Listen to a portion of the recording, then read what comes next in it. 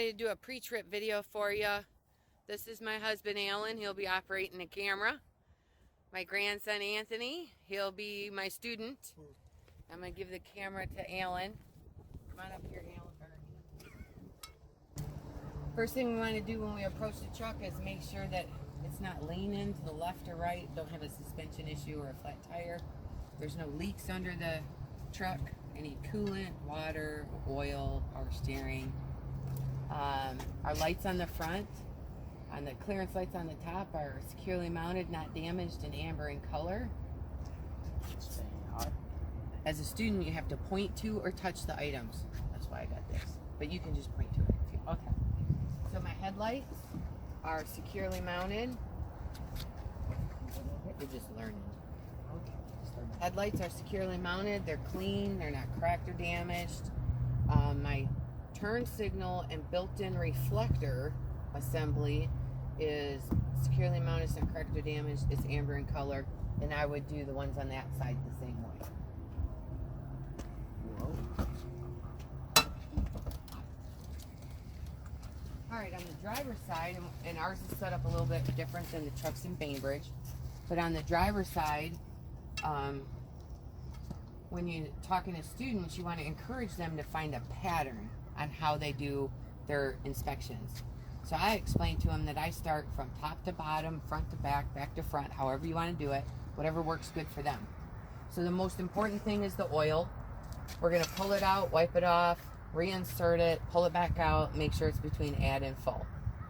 Please do not have them do that every time they do a pre-trip, otherwise we'll be adding a lot of oil. So they can just describe how they would do it. Alright, so I'm going to start at the top. The coolant reservoir is securely mounted. It's at the correct level. The cap is on tight and I don't see any leaks. My water hoses are securely mounted at both ends. They're not cracked or bulged and they're not leaking. Now, how would I find a water pump? So every truck is a little different, but on this truck, I can clearly see that the hose goes directly down here to the water pump. And you want to explain that to your students on how to find stuff. So the water pump is gear driven. It is securely mounted, not cracked or damaged, and not leaking. The only other thing I have on this side is my alternator. It's securely mounted, not damaged. The wires are on tight. They're not frayed or damaged. It's belt driven.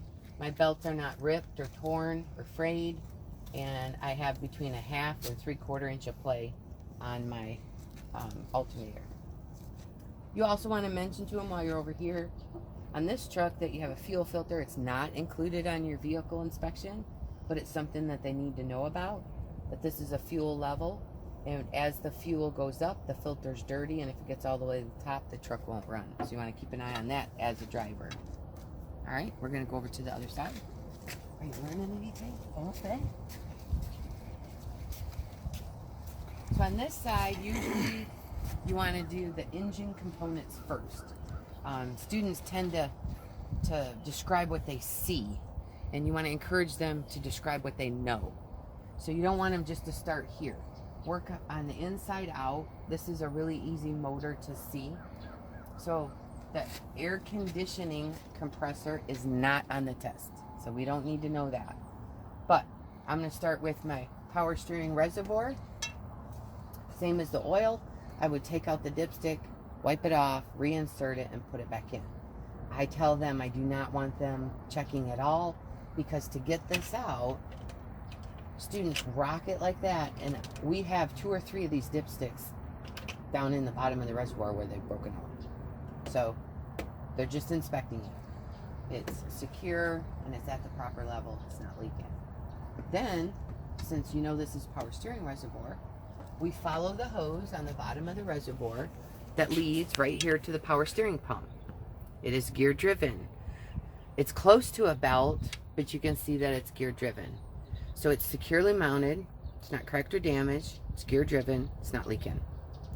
Now the power steering pump and the air compressor, this green colored thing right here, will always share the same gear or belt. So if you can find the power steering reservoir, follow it to the pump, you know that the air compressor is right next door. So my air compressor is securely mounted. It's not damaged. All the bolts are in place. It operates correctly, and it is gear driven. If you have any additional hoses on this side, you would inspect them, but we don't have any water hoses over here. So I'm going to leave the motor compartment and start on my steering. My steering column is straight. It's not bent or twisted. There's no more than 10 degrees of play. My knuckle is well greased. It's securely mounted. It has no trash or debris in it. My gearbox is securely mounted. All the bolts are in place. I don't see any leaking. Well, actually on this one it's seeping a little bit, but it's not got a bad leak in it. These power steering hoses are separate from that power steering hose. So you want to do these separately. They're securely mounted at both ends. They're not bulged or cracked or leaking. When it gets to the steering, they can name the parts, or they can just call it my steering components. Either way is fine. This is the pitman arm. It's securely mounted, not cracked or damaged. The drag link is got just the factory bend. It's not damaged or anything. There's a castle nut and a cotter pin at both ends that are secure. And the bushing is not bent or dry rotted or missing. That's it. We don't have to do the control arms or any of that kind of stuff. So they can name it pitman arm and drag link, or they can just say my steering components, all the rods and links. Okay. Then the next order would be suspension. There are 5 parts to your suspension. Front hanger, rear hanger, leaf springs, U-bolts, and shock absorber. If the descriptions are the same, you want to join them together. So I don't have to say front hanger, describe it, and then rear hanger. So I'm going to go my front and my rear. You got to point to or touch. Spring hanger is securely mounted. It's not damaged, and the bushings are in good shape. They're not dry rotted or missing on each end. My leaf springs are in a straight line. They're not cracked or damaged. My U-bolts are tight. I don't see any shiny metal indicating that they've moved or slipped at all, and they're secure. My shock absorber is securely mounted at both ends. It's not damaged, and it's not leaking oil or air, depending on the type of shock. Okay?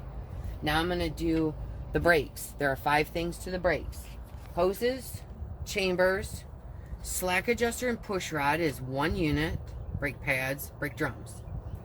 So my brake hoses are securely mounted at both ends. They're not bulged or cracked. I don't hear any leaks. My chamber is securely mounted. The clamp is in place. It's not dented or damaged, and I don't hear any leaks there. My push rod and my slack adjuster are securely mounted. They're not bent or damaged. All the little pins are in place. And with the brakes released, I cannot pull on it more than 1 inch. And then inside, I have my brake pads and brakes drums, but I have a dust cover. So the pads and drums are not cracked or damaged. They're not soaked in oil or grease, and the pads are not dangerously thin. Now would be a good time to take them under the trailer so you can actually show them what brake pads and drums look like, and then come back and finish your description. On the tires, they're evenly worn across. They have 4/32 of tread depth.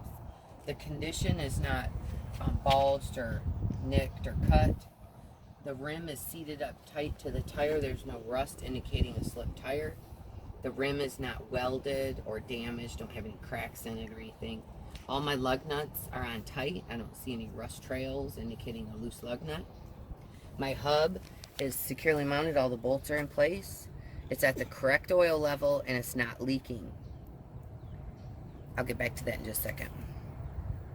My valve stem is securely mounted. It's not damaged. The cap is on tight, and it's not leaking.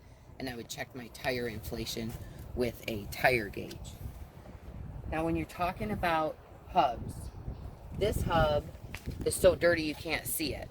You want to explain to your students that they could pop that plug out. If they stick their little finger in there, as long as the oil comes up to the first knuckle, you're good. But we don't want them taking plugs out of our trucks. But it is the driver's responsibility. And hubs are different. Like that one has a plug. If you come back here, look at this one.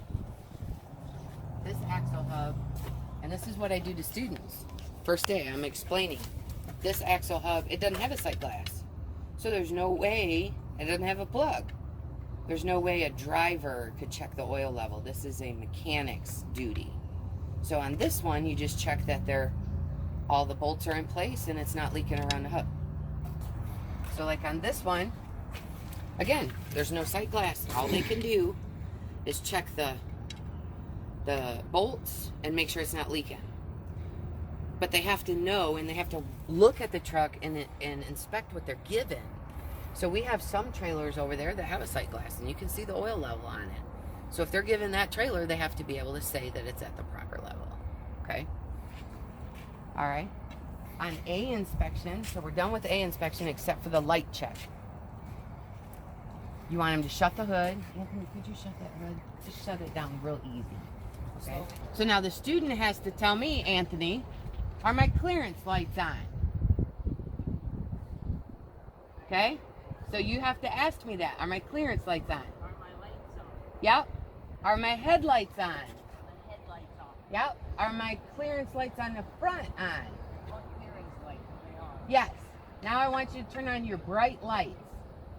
Look at your turn signal. Pull it forward toward you. Okay, that's good. Left turn signal. Right turn signal. That's good. Shut them all off. So a lot of students, they don't realize that you have so many lights that you have to check, even though they inspected them on the outside of the truck. Turn your headlights off too.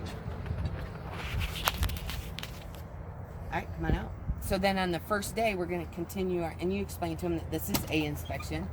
And when you stop, is a good time to explain to them that on the state exam, it's random, and you have 4 vehicle inspection tests that you could possibly get. A inspection, which is what we're doing now. B inspection, which is what we're going to do. C inspection is trailer or the entire truck and trailer.